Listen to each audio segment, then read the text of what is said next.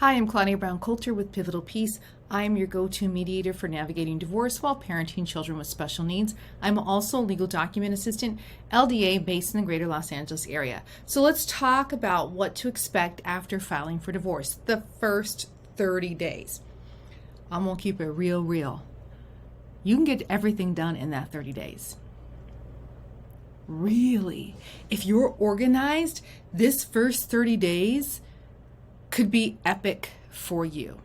So let's talk about this. One of the first things is this divorce shouldn't be a surprise to your spouse. So if you want to have an epic first 30 days, don't let divorce, the first time they hear divorce, when they're being served. When someone's knocking at their door to serve them, or when papers have been put in the mail and they've gone to check their mailbox and there are divorce papers there. You are not going to get done in 30 days. I'm serious. This is why Los Angeles is great for divorce, because the courts will process your paperwork quickly. So let's talk about what you need to do.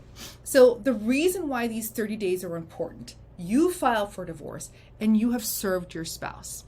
Your spouse now has 30 days to file a response. It's an answer. We call it in California, we call it a response. Some states call it an answer. There are 30 days. After those 30 days are up, you can file a default.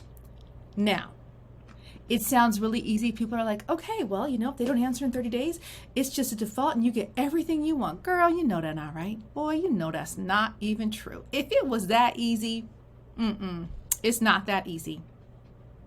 Okay? So, if your spouse files a response, the 30 days don't matter. They don't matter anymore. But legally, they have 30 days to file a response. This is what you should be doing during that 30-day window. Okay, you have filed for divorce. Now, if you are really on top of your game, you have also completed your financial disclosures and filed everything along with your petition. So when you serve your spouse the paperwork, they are being served with your petition and your financial disclosures. That is a game changer right there. But let's say you're not. You have filed for divorce and you are now serving them. I like to serve people through the mail because it is not embarrassing. This is not anyone's business. They already know they live alone, right? People already know y'all are separated. They don't ever see you together. We don't need to embarrass them at their job, okay? But if you don't want to be embarrassed when you get that paperwork, you need to sign it. You are not signing saying, I agree. You're signing to say, yeah, I've received the paperwork. Okay, so your spouse has been served. Do your financial disclosures. You, spouse, have been served. Sign and date that paperwork. Do your financial disclosures. You're signing that starts the 30-day clock. That starts the 6-month clock. Start working on your financial disclosures. Exchange them. As soon as those disclosures are done, you need to jump into mediation. You need to meet with the CDFA, talk to somebody about the house, start talking to the people that can help you make these decisions and help you navigate this time. Now, you got these financial disclosures done. Now you start talking to people. Next, you still got 30 days, right? The divorce is not a surprise. There's no reason to drag this out. You're now in mediation and you've reached an agreement because you've been in the mediator's office. You've been talking with the mediator. You've been talking without the mediator. You're reaching an agreement. So you filed your financial disclosure. So now 30 days are not up yet, but someone's filed for divorce. Someone's been served. Someone's filed their financial and served their financial disclosures. The other person has filed and served their financial disclosures. You have mediated, and now the court is still 30 days, but the court is just waiting on your agreements. So now you're done talking to people. Maybe it's a little bit more than 30 days, but you're done talking to people and you've reached the terms.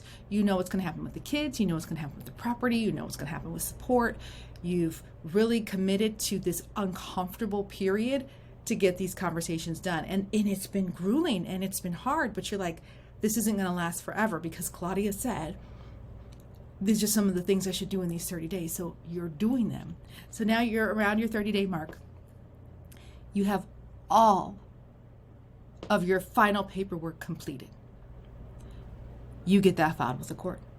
Remember, those 30 days have passed. This isn't a traditional default where your spouse is nowhere to be seen. No, no, no. Your spouse has submitted their financial disclosures. They've signed that they've been served. They have signed the settlement agreement. Los Angeles is like, oh, cool. Oh, no. Check, check, check, check. Everything is in order. And then what Los Angeles will do is, if they find all of your stuff is in order, you've met the timelines, you're not divorced yet, but they will sign your paperwork and just future date it. They will sign and date it on the day it's signed and date. They'll date that day. And then, but the date you return to single status, they'll just put that 6 months in the future from when your spouse is served.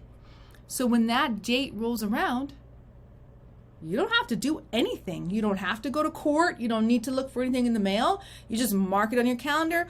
Okay, today I'm married, tomorrow I'm not. You're done. So what happens in these first 30 days? You can fight, you can argue, or you can really get to work. You can get on your grind and get this paperwork done and get on with living the rest of your life, your best life. It is possible, but don't delay. Do not be afraid of having a conversation. You guys are not in a good space anyway, so do your best, as much as it's up to you, to get your stuff in order. You can do this. If you need help with your paperwork, which I'm sure you do, call a sister.